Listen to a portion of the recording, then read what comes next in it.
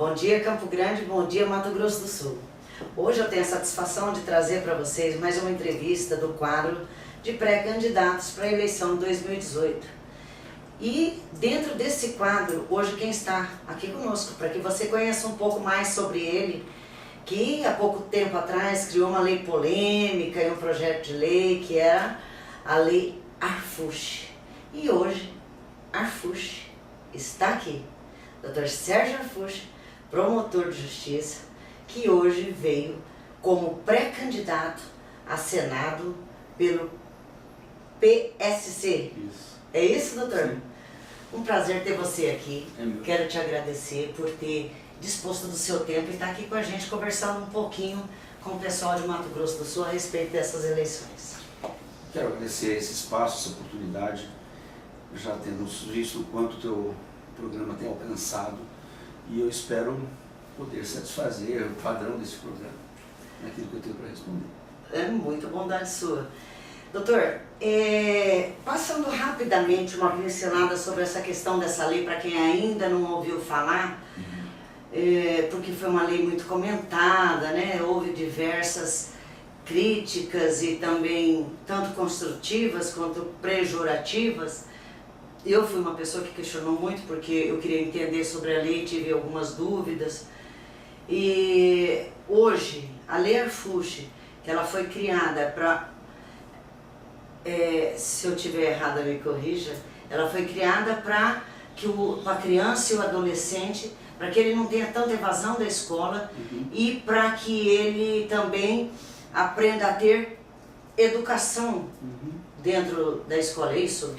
Nesses 25 anos do Ministério Público, eu observei que a interpretação do ECA, o Estatuto da Criança e Adolescente, sofreu um distúrbio grave em que o artigo 1º, que trata da proteção integral, foi mal multiplicado, mal orientado, como sendo uma tolerância ao mau elemento, ao mal educado, ao mal criado, e não é verdade.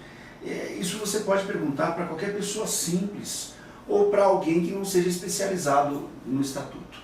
A impressão que as pessoas têm é que o ECA tolera tudo e permite tudo e não traz nenhuma obrigação, e não é isso. Percebi que as escolas, não sei se por conta do MEC, dessa influência desde 1990, que foi o ano do Estatuto, não responsabilizava o adolescente. Responsabilizar no sentido de fazer responder por. Então, nós temos, desde a era ECA, produzido uma geração que não aprende a responder pelo que faz. Tanto que nas audiências de atos infracionais e lá nas escolas, quando alguém recebe algum tipo de disciplina, ele fala, dá nada não. Essa expressão, dá nada não, quer dizer o seguinte, eu sei que eu vou sair daqui ileso, impune. A impunidade, em qualquer idade que seja, gera uma sensação de inconsequência. Eu posso fazer o que for, que não vai dar em nada. Inclusive repetir, né?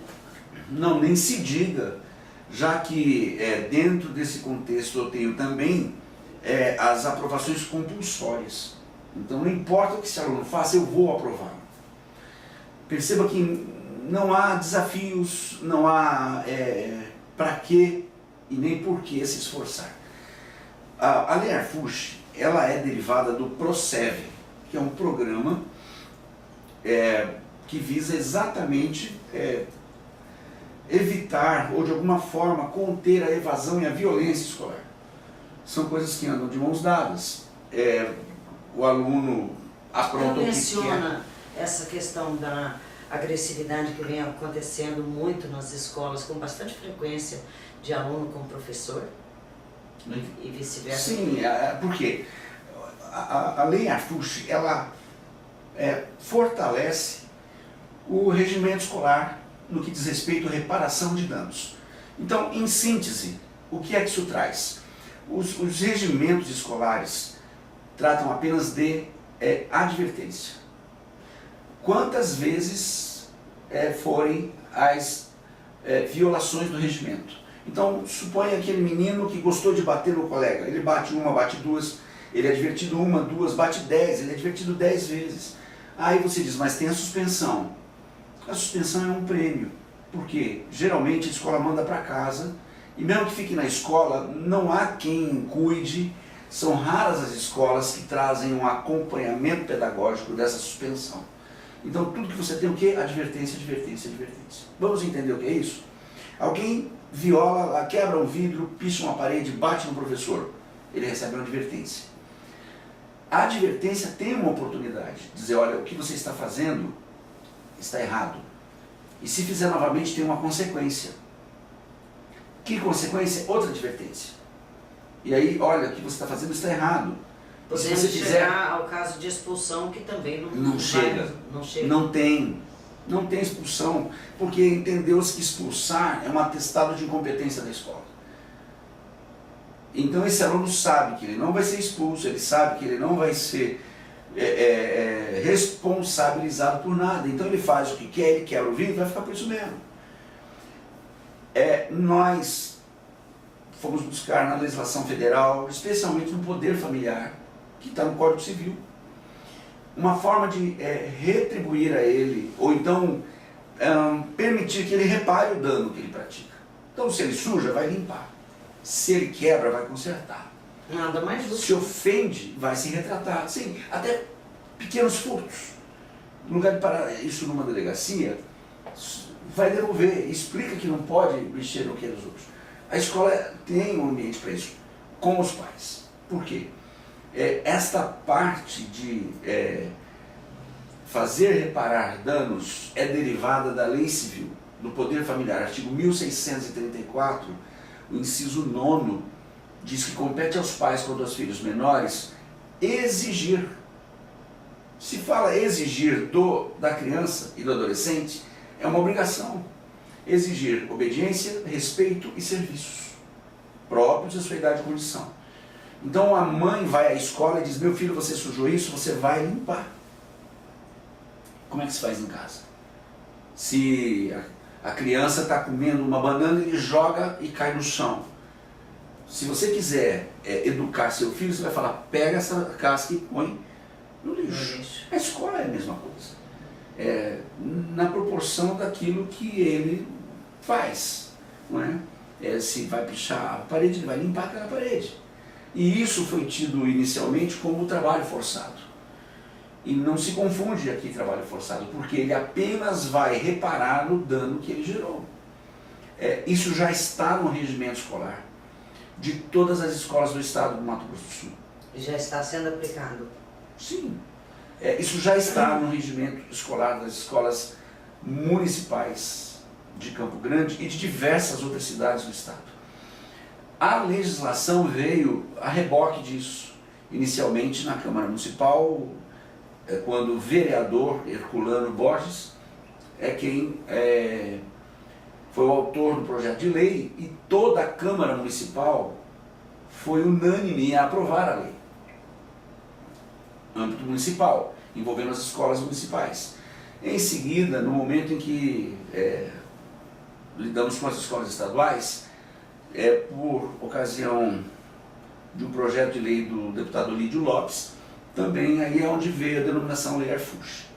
E houve celeumas e embates, mas até por aprovação unânime, em janeiro desse ano, a então governadora em exercício, Rose Modesto, sancionou a Lei Arfuche. Então, agora é lei para Mato Grosso do Sul, para Campo Grande, e aí leis municipais para cada cidade. Eu acho que vem num momento bem oportuno, né, doutor? Porque a gente vê tanta reclamação das famílias, porque hoje em dia se vê muitas coisas vindo na contramão do que uma base familiar do seu tempo, do meu tempo, eram ensinadas, né?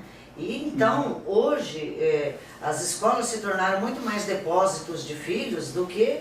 Porque tem mãe que não quer educar filho, né? se acomoda, larga lá, deixa fazer o que quer. E criança, gente, criança não vem com manual de instrução. Mas quem quer ser pai e mãe, né, doutor? Tem que assumir a responsabilidade. Tem até um incidente verdadeiro numa escola municipal, tempo integral. A inauguração da escola, a diretora, orgulhosa por ser a primeira escola integral do estado e da capital, falando aos pais, disse: vocês, pais, estão matriculando seus filhos numa escola a tempo integral. Quando você for trabalhar, você deixa seu filho aqui de manhã, ele estuda de manhã, ele vai almoçar, ele estuda à tarde e só no fim do dia você sai para o seu serviço. Ele fica de manhã e à tarde, aí você leva ele para casa. Aí uma mãe levanta a mão e pergunta: e o que eu faço com ele à noite? Ela queria uma creche noturna. Ah, tá. Entendi. Então, veja, para quê? É difícil, né? É difícil. Você entendeu a que grau foi a terceirização dessa criação? E a escola não suporta. Não. Nenhuma instituição suporta a transferência de responsabilidade. Dessa competência constitucional que é criar e educar filhos. Que é da família, né? Então nós apenas temos, por conta de muita oitiva, porque eu venho nesses mais de 20 anos ouvindo muito, não apenas os pais, mas os próprios adolescentes, eles querem limites. A gurizada quer, diga o que eu não posso fazer. E quando você deixa fazer o que quer, é como se fosse um ato de desamor. É preciso amar muito mais para imitar do que... A criança e o jovem, ele se sente desprotegido, né? Porque ele percebe que ele está ali solto, que não tem nada para ele se esbarrar, que proteja ele, né, doutor?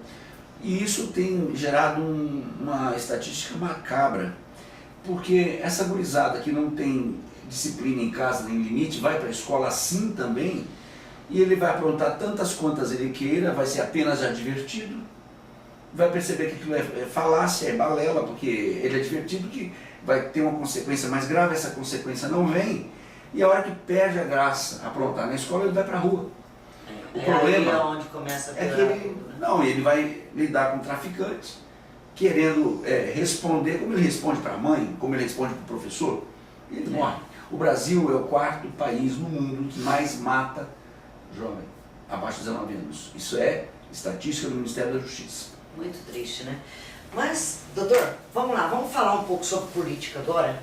Pelo que eu percebo, com certeza você vai usar toda essa bagagem, essa carga que você tem de conhecimento da infância e da juventude, lidando com essa gurizada aí durante esse período todo na promotoria, e vai empunhar a bandeira da família no Senado. Essa é a sua intenção de projetos e trabalhos perante a bancada do Senado? Eu penso em primeira mão, prosseguir com aquilo que vem chamando a minha atenção esses anos todos.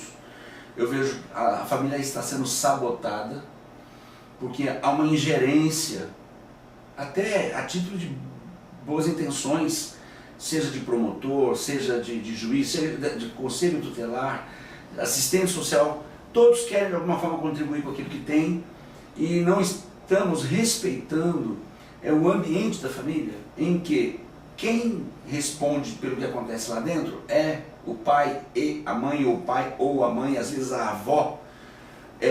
E quando você ingere, interfere, você rompe esse vínculo de responsabilidades. É indiscutível que a responsabilidade do mantenedor da casa é muito maior do que a da criança ou do adolescente, mas ele se vê empoderado a ponto de confrontar esse que o sustenta. E a hora que ele quer, ele vai para a rua, ele volta a hora que ele quer, e com essa intervenção, essa ingerência traz um amedrontamento, todo mundo tem medo de parar num conselho tutelar, numa promotoria, numa delegacia, ele acaba ficando de mãos atadas, e essa gurizada está indo para a rua, e lá ele está usando drogas, ele está se prostituindo, está bebendo e está morrendo. E aí sobra para pai e mãe enterrar. Porque, como eu disse, o Brasil é o 4º país que mais mata essa gurizada abaixo de 19 anos. E não tem promotor para enterrar filho dos outros, não tem conselheiro tutelar, nem nada. É por isso que eu digo, não se metam. Deixa esse pai terá esse filho. É claro, ninguém aqui vai tolerar ou fechar os olhos aos abusos. O problema é que nós colocamos todo mundo na vala dessa violência e estamos com isso trazendo um prejuízo muito maior. Então eu pretendo trazer para essa oportunidade dentro do Legislativo Federal, em primeira mão, normas de proteção aos vínculos domésticos, familiares, antes de tudo. Com isso também recrudescer tudo que diz respeito à questão de drogas, não quanto ao usuário. Eu lido com responsabilidades, então o que está faltando é responsabilizar o usuário. Porque quando tem um usuário de droga dentro de uma casa, mãe responde, mulher responde, filhos respondem, eles pagam caro por isso. Sistema de saúde, sistema de justiça, sistema de segurança, tudo paga.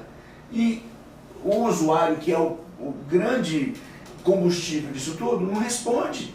A legislação diz isso. Na verdade, ampara ele, né, doutor?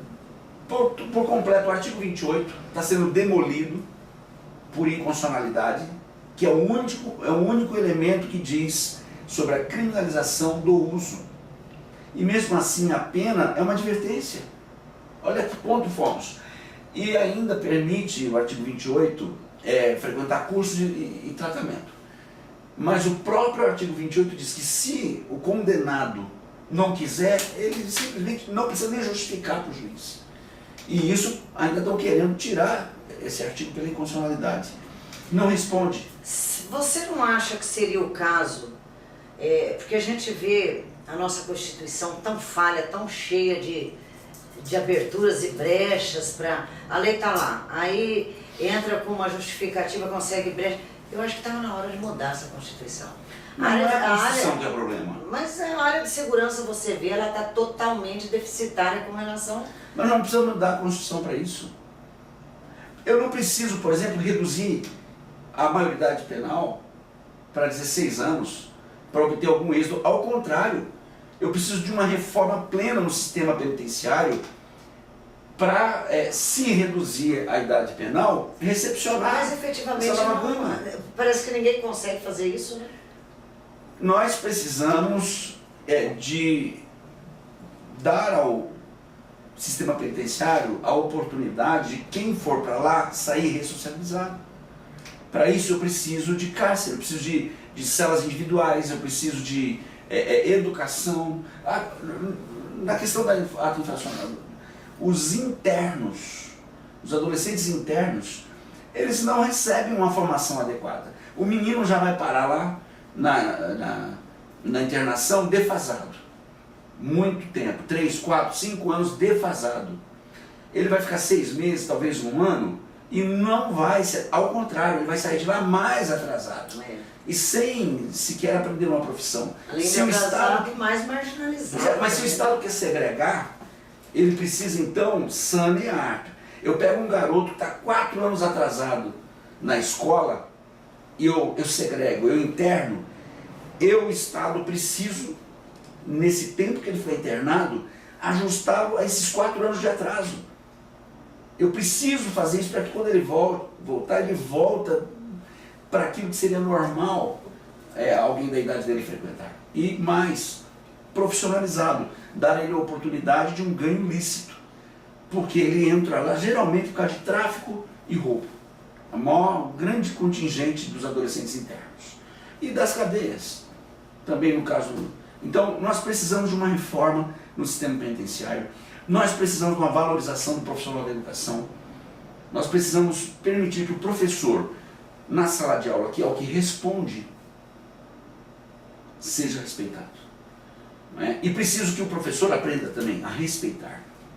Porque nós temos professores que não dão um bom exemplo. Até porque não tem mais estímulo nenhum para dar exemplo. Porque enquanto ele pôde dar bom exemplo, ele foi desmerecido e foi desvalorizado. Nós precisamos valorizar o policial. Nós precisamos resgatar essa credibilidade desses elementos que respondem dentro da sociedade por educação, segurança, pelo profissional da saúde mental, ou enfim, da saúde como um todo. E isso depende de legislação, depende dessa gama de políticas públicas que nós esquecemos, deixamos de lado. Nós temos uma fronteira escancarada ao tráfico, ao contrabando. Isso tudo precisa ser olhado com maior cuidado. Esse é um problema seríssimo, né? Então perceba que é mais até, a família é o nicho, é o ambiente mínimo onde eu vou lidar com isso. Mas à medida em que nós lidarmos com esse elemento único, família, nós estaremos estendendo a uma série de outras situações que, aliás... Porque a família engloba todos os pilares, né, doutor? Mas você percebe que essas legislações vão afetando, sim, não é, os vínculos familiares, porque um independente químico dentro de casa, ele desestabiliza tudo. Exatamente. Né? Ele atrai toda a atenção. E como você disse, ele não tem penalidade nenhuma. Ele né? faz adoecer todo mundo. Eu não digo penalidade, não dá mais, mas responsabilidade. A lei Arfuge, a reparação de danos não é para punir. Mas será que é responsabilizar. Um dependente químico tem condição de ser responsabilizado? Se ele for desintoxicado, primeiro que usar drogas não é uma opção. Eu preciso compreender isso. Qual foi o argumento que trouxe esse desmantelamento da oferta dos serviços da saúde mental? Inclusive com o fechamento de 90% de leitos para desintoxicação. É um direito usar. O cara que quer usar droga é um direito dele. Que direito? Se a partir do momento em que ele tiver uma afetação psíquica, ele perde até o governo da sua vontade. O artigo 45 da atual lei de drogas diz que alguém que comete crime dominado por substância psicoativa, ele é isento de pena. Peraí, por que ele é isento de pena? Ele não teve vontade, ele foi dominado por uma substância. Então por que eu dou a essa mesma pessoa o direito de escolher se ele trata ou não trata, desintoxica ou não? Eu não sei onde eu vi isso, mas ele diz assim, olha, usar droga, entrar para as drogas pode ser uma escolha tua, mas sair dela é uma opção nossa. Vai sair, queira ou não. Porque a partir dali ele perdeu a sua vontade. E que chance esse cara tem se ele seguir? Peraí, por que um cara que é dependente químico, que usa droga, não responde? E por que é que um cara que bebeu responde? Quem disse? Ué, se ele estiver dirigindo, ele responde. Tá bom, mas... O viciado em droga, se ele estiver dirigindo, exato. ele não responde. Não, porque o nosso sistema é direcionado para a questão do controle do álcool. Então você tem o equipamento... Que não deixa de ser uma droga que altera comportamento. Claro, exatamente. Então você percebe que eu tenho um sistema para aferir se o cara bebeu ou não, mas se ele fumou maconha, cheirou cocaína, não vai sair lá, não vai detectar. Perceba então que realmente, eu compreendi a sua pergunta, E coincidência ou não, a bebida recolhe tributo, as drogas não, né? Mas isso aí você vai entrar no discurso dos liberacionistas. Então, vamos legalizar as drogas para recolher tributo. Ora, vamos pular para o outro lado. Não. Doutor, o entrevistado aqui é o senhor. É bom. Muito bem. Eu queria ouvir a sua opinião sobre isso. Não, eu sou contra. Ótimo, eu também. Sou contra. Agora, para a gente encerrar, eu gostaria que o senhor me falasse aí o que o senhor achou de estar pontuando aí e bem nessa pesquisa que apareceu, que surgiu, que eu já sei que para o senhor foi uma surpresa, né? Honestamente, eu nem sabia que uma pesquisa estava sendo feita. Eu tenho a consciência de que a minha oferta de pré-candidato é pouco sabida, é pouco conhecida. No entanto, eu confio na resposta das pesquisas que apontam mais de 60% ou 70% dos entrevistados como quem não tenha em quem votar. Assim que alguém soube desse nome, até porque na ocasião em que eu fiz a minha filiação, eu fui já perguntado sobre isso, então uma ínfima parcela soube. Muitos são os que conhecem o trabalho que eu desenvolvo há 20 anos dentro dessa linha que aqui eu estou expondo, mas que eu estou pretendendo uma vaga no Senado são poucos. E realmente surpreende que isso já me põe num quarto lugar entre pelo menos 6 nomes já escolados com histórico dentro da política, inclusive 2 deles já com mandato. Até porque é a primeira campanha que o senhor disputa, né? É a primeira vez que eu me filio, a primeira vez que eu me disponho, e não pretendia fazer isso. Minha carreira dentro do Ministério Público está seguindo por um ambiente mais acomodado. No entanto, eu percebo que o Brasil passa por um momento crítico, grave, e eu atribuo essa resposta já, que me põe em 4º lugar nas pesquisas, sem ter movido nada para isso, como o desejo latente do nosso eleitor, do nosso cidadão. Ele não tolera mais ver condenados, corruptos, ímprobos, pessoas que estão usando do cargo para desviar dinheiro público. Isso está custando a vida das pessoas nos hospitais, isso está custando a vida das pessoas nas ruas por falta de segurança, isso está custando a formação dessa moçada que recebe uma baixa qualidade de educação. Enfim, todo o serviço público está condenado. Por quê? Não é por falta de dinheiro, é por desvio, é por pilhagem, é por saque disso. E essas pessoas estão enojadas desses aproveitadores. Eu vejo que, se eu estiver certo, esses índices vão subir. Porque eu não estou entrando naquilo que já tem a sua opinião definida, mas naquele percentual que não ia nem... Eu ouvi muitas pessoas dizerem, eu ia justificar, eu não ia votar, mas aí eu sei que tem um nome que eu possa votar. A gente percebe que essa eleição com certeza vai ter uma abstenção muito grande, né? Eu espero que não. E é o que a gente luta para que não aconteça, porque isso não é saudável para um resultado que seja bom para a nação, né, doutor? E pensando nessa linha que o senhor mesmo está dizendo, é muito importante o cidadão exercer esse papel dele e até para poder depois reclamar ou cobrar qualquer situação, né? E agora, doutor Sérgio Arfushi, a sua última mensagem ali para o eleitor no dia da eleição, já que o senhor, como pré-candidato, pode deixar uma mensagem, só não pode pedir voto. Eu sei que não. Aliás, eu acho que a legislação está bem generosa, porque os únicos elementos para o pré-candidato é não pedir voto e não dizer que é candidato.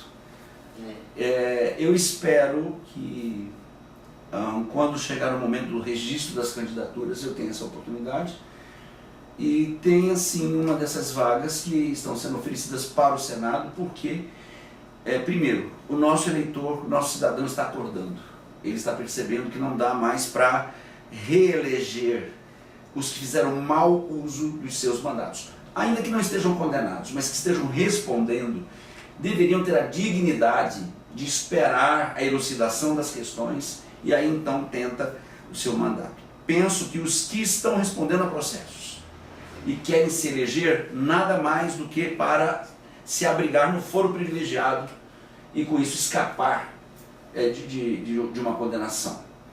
Eu, por isso, então, ofereço o meu nome, não tenho qualquer resíduo que me limite a isso. O meu interesse puramente é me esvaziar de toda oferta que eu tenho dentro dessa oportunidade de, quando e se eleito, junto ao Senado, cuidar dessa nossa legislação e das nossas políticas públicas, considerando que para o ano que vem e os demais, nós teremos uma gama de leis que vão afetar visceralmente a família brasileira, seja pelo Código Penal, seja pela lei de drogas, enfim, tudo aquilo que está tramitando essa questão. Por exemplo, nós temos uma lei